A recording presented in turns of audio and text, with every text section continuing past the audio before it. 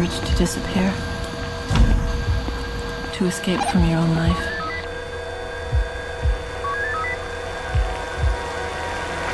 Even for just a little while.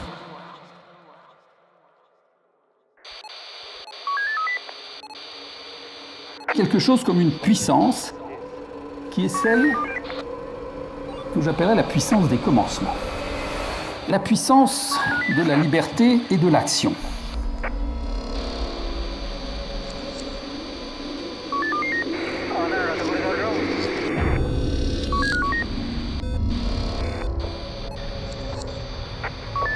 Mais qu'est-ce qui est en train de commencer ici? Une capacité, un désir, une détermination de transformer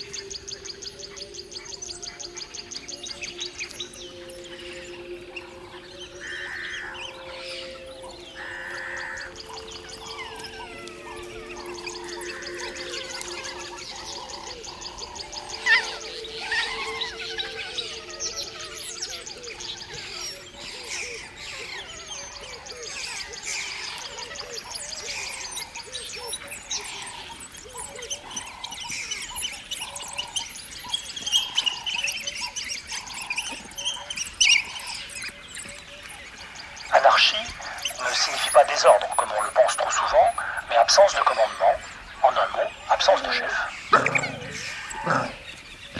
Lycaon pictus, canidé de la savane africaine. Chez les lycaons, les relations sont pacifiques, si bien que leur mode social a parfois été qualifié d'altruiste. La seule trace de hiérarchie, si l'on peut utiliser ce terme, est que c'est la femelle alpha qui donne le signal du départ pour la chasse. Les lycaons sont des anarchistes qui nous laissent face à nos responsabilités.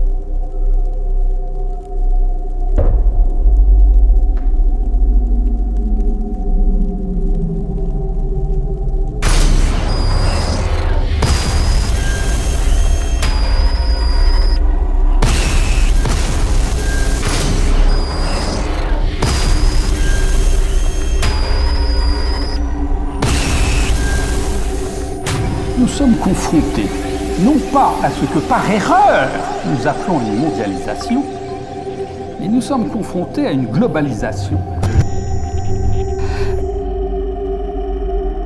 La mondialisation est plutôt un processus de multiplication des frontières, quand la globalisation est, elle, une logique anti-frontalière qui requiert des États qu'ils érigent des murs pour contenir des mouvements de population. Et à l'inverse, le nom de mondialisation convient à une disposition qui correspond à la pluralisation des mondes et donc à la multiplication de frontières qui sont autant de lieux où des mondes se confrontent, passent l'un dans l'autre, se convertissent ou s'affrontent. Qu'est-ce qu'une frontière ? Une frontière, c'est une démarcation qui définit des points de passage et donc des points de tension entre deux ou plusieurs mondes.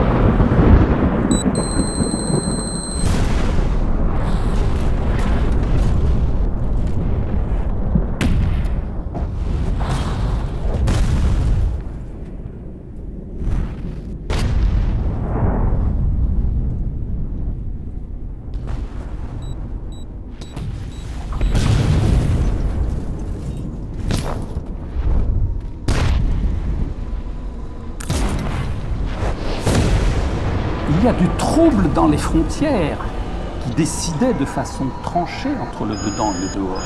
Il y a du trouble dans les populations. Il y a du trouble dans la souveraineté de l'État, puisque les frontières de ce territoire sont poreuses.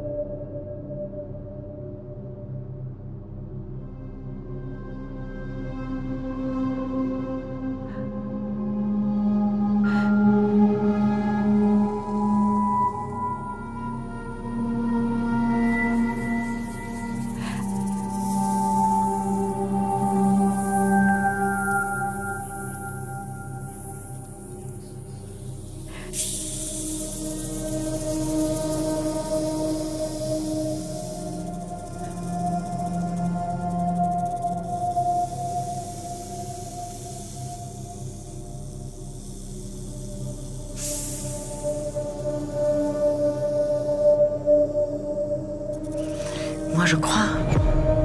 Je voudrais qu'on détruise toutes les écoles, les universités, tout. Pour tout refaire? Mais plus tard. Qu'on passe comme ça dans un immense bain d'obscurité.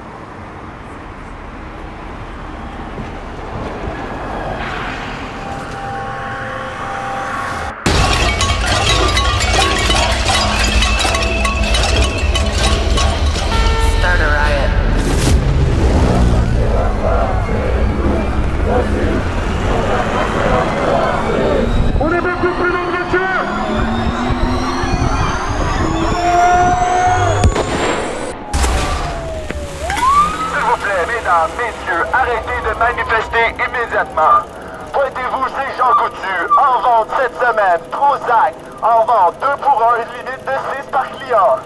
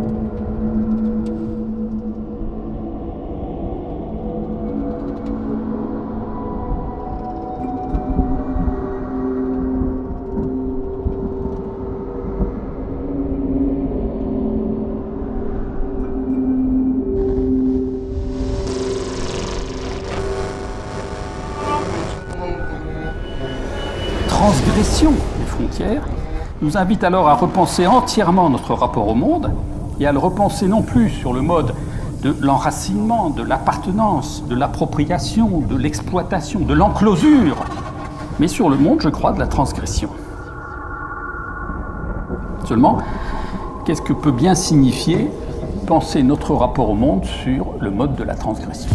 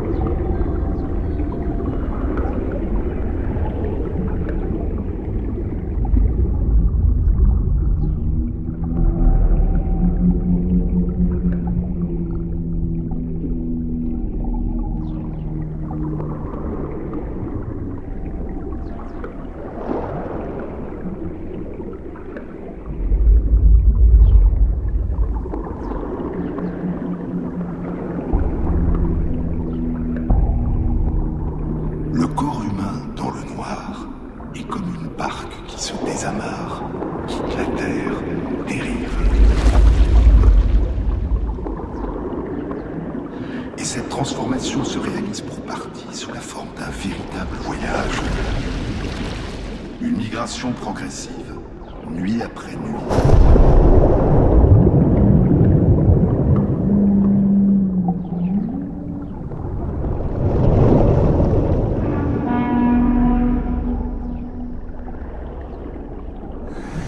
Et maintenant, qu'est-ce que vous faites?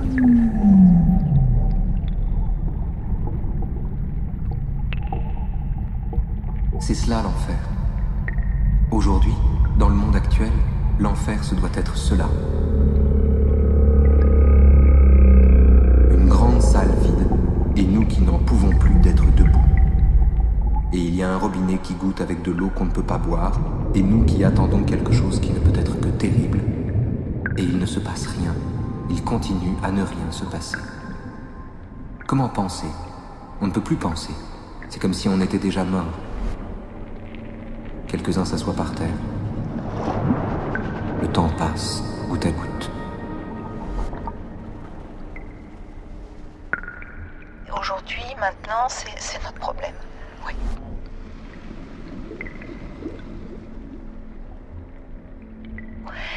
Touchons là à une question difficile. Vous l'entendez, mon émotion, c'est un appel aux autres hommes à venir restaurer quelque chose du champ de l'humain. J'aime beaucoup la notion d'indécidable. Recommencer, ce n'est pas répéter. Quand on est face à un objet qui est indécidable, c'est que précisément ça vous rend la responsabilité.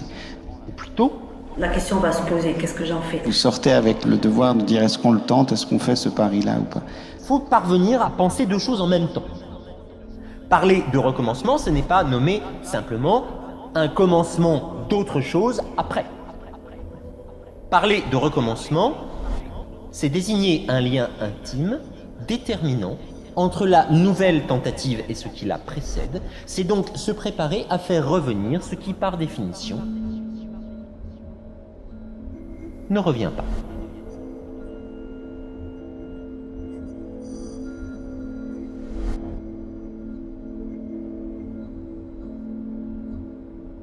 Chaque nuit, on tente de quitter cette ville. Et comme on échoue, on y revient. Pensez que le recommencement s'échoue dans la répétition. Un recommencement échoue quand il revient au même.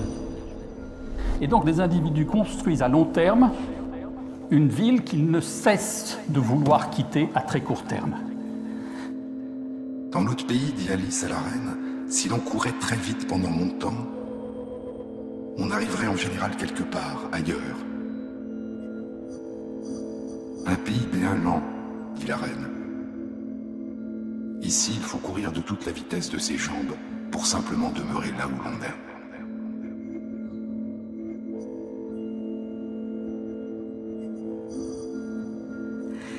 Il est beaucoup plus difficile de se défaire, de se débarrasser, de sauter, n'est-ce pas, de s'arracher de soi.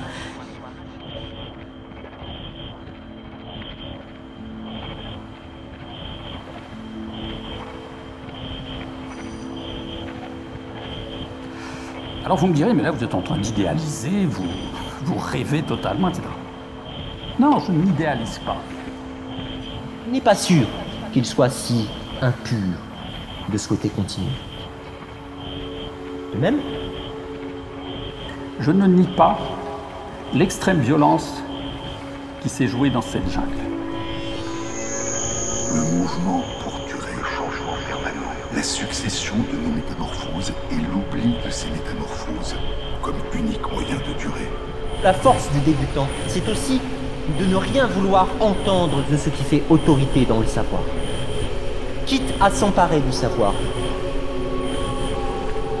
La nuit ne laisse pas de poussière sur nous, mais cet écho qui roule tout le long du jour, cet écho hors du temps, d'angoisse ou de caresse, cet enchaînement brut des mondes insipides et des mondes sensibles sous soleil et double. Sommes-nous près ou loin de notre conscience? Où sont nos bornes, nos racines. Quand de très jeunes gens opposent la véhémence à la certitude, cela donne envie de sauver le début. Notre but. De manière toute petite et toute fragile, des formes de vie s'inventent. Et nous ne savons pas entendre justement la puissance créatrice de la liberté à l'œuvre dans des conditions où la liberté est la plus menacée qui soit. Il est étrange dans ce cas-là que nous appelions étrangers, sauvages, miséreux, etc., celles et ceux qui en réalité savent la vie, qui savent la puissance, qui savent la joie, qui savent les cités et les mondes, c'est-à-dire ceux qui traversent des frontières, qui transgressent, qui se confrontent aux pires choses et qui tout d'un coup sont capables de faire émerger la beauté du monde.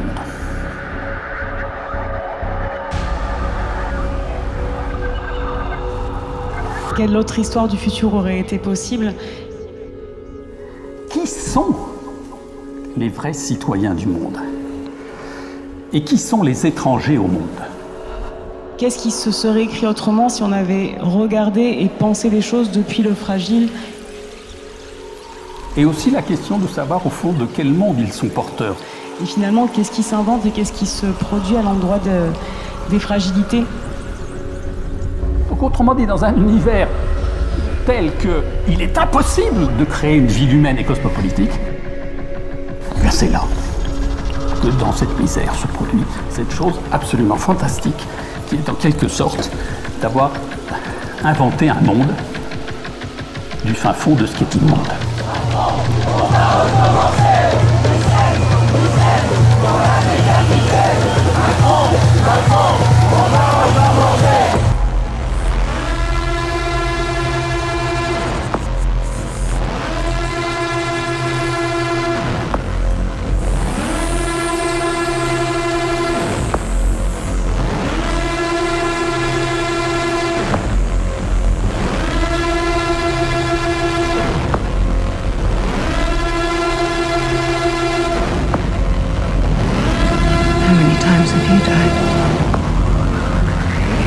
Il y a eu cette bascule que nous attendons tous, mais avec cette sorte d'horizon où tout d'un coup, mais cet horizon attendu n'a pas accouché d'un monde idéal.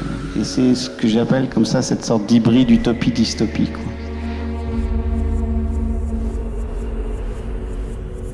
Nous vivons encore, hélas, sur ce duel-là entre utopie et dystopie. Le monde que nous avons un peu à accueillir, c'est quelque chose qui est une sorte d'hybride, en fait, où l'utopie se renverse en dystopie, mais ce que nous avons à penser, c'est du topique. C'est le lieu, en fait, c'est nos attaches au lieu.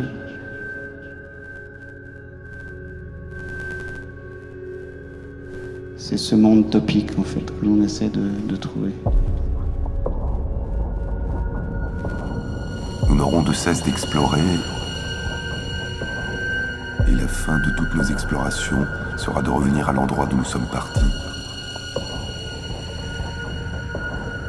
et de connaître le lieu pour la première fois.